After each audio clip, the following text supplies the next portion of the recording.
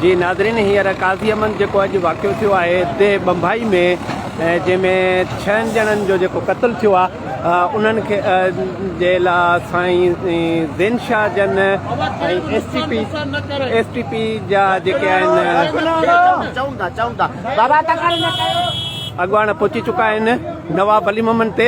हींअर साईं ज़ेनशाह ऐं आसपास जा माण्हू, भंड बिरादरी जा माण्हू जेके आहिनि से क़त्लु थियल जेके आहिनि उन्हनि जूं डेथ बॉडियूं नवाब वली मोहम्मद पहुचायूं वयूं आहिनि। ऐं हींअर जेको आहे सो नेशनल हाईवे क़ौमी शहरार ते जेको आहे सो धरणो हयो पियो वञे। हीअ तव्हांखे कैमरा जी अख सां ॾेखारियूं पिया त हींअर जेको आहे सो नवाब वली मोहम्मद ते भंड बिरादरी जा जेके क़त्लु थियल आहिनि नौजवान, उन्हनि जे लाइ सरापा एहतिजाज आहिनि ऐं उन्हनि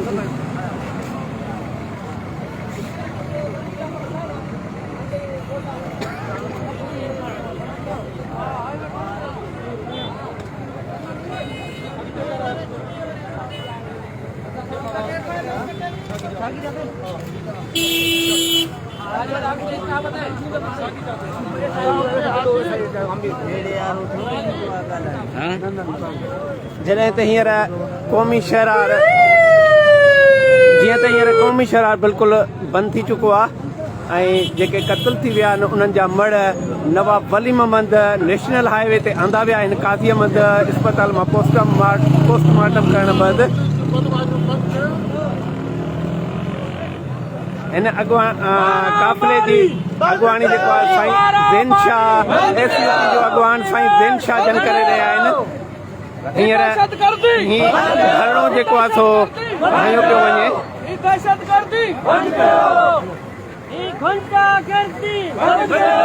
जीअं त हीअं नेशनल हाईवे बिल्कुलु बंदि थी चुको आहे। काज़ी अमन जे भरिसां नवाब वली मोहम्मद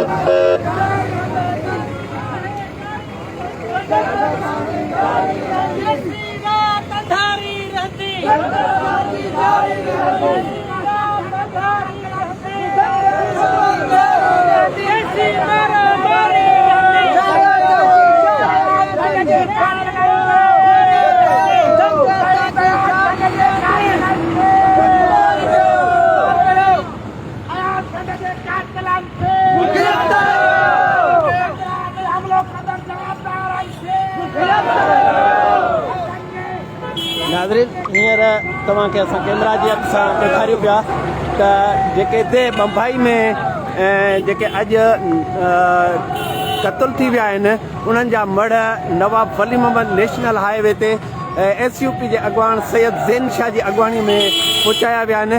जॾहिं त हींअर नेशनल हाईवे पंजाब सिंध ऐं पंजाब खे मिलाईंदड़ पर बल्कि पूरे पाकिस्तान खे मिलाईंदड़ क़ौमी शहरार ते धरणो हयो पियो वञे ऐं जॾहिं त हींअर ट्रैफ़िक जेको आहे सो तक़रीबन मुकमिल बंदि थी चुकी आहे।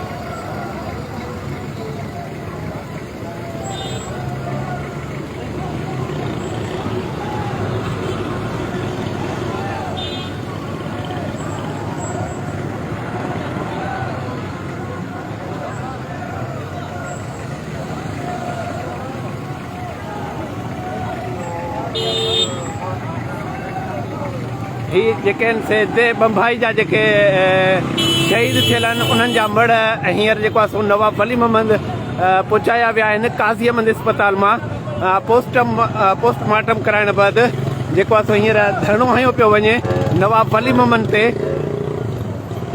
तव्हांखे हींअर लाइव मंज़र ॾेखारियूं पिया नवाब वली मोहम्मद जा जे बम्बई जे शहीद थी वियल खातेदार जेके आहिनि आबादगार, उन्हनि जा जेके 6 मड़ आहिनि, सॉरी हिकु त SHO जेको आहे सो अब्दुल हमीद खोसो शहीद थी वियो आहे। बाक़ी जेके आहिनि से 5 भंड बिरादरी जा जेके आहिनि से शहीद थियल उन्हनि जा मड़ हींअर पहुचाया विया आहिनि नवाब वली मोहम्मद क़ौमी शहरार ते।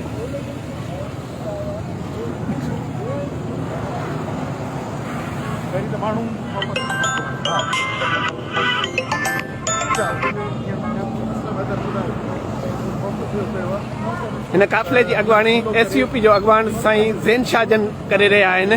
साईं ज़ेनशाह जी अॻुवाणीअ में जेको आहे सो मड़ नेशनल हाईवे ते पहुचाया विया आहिनि।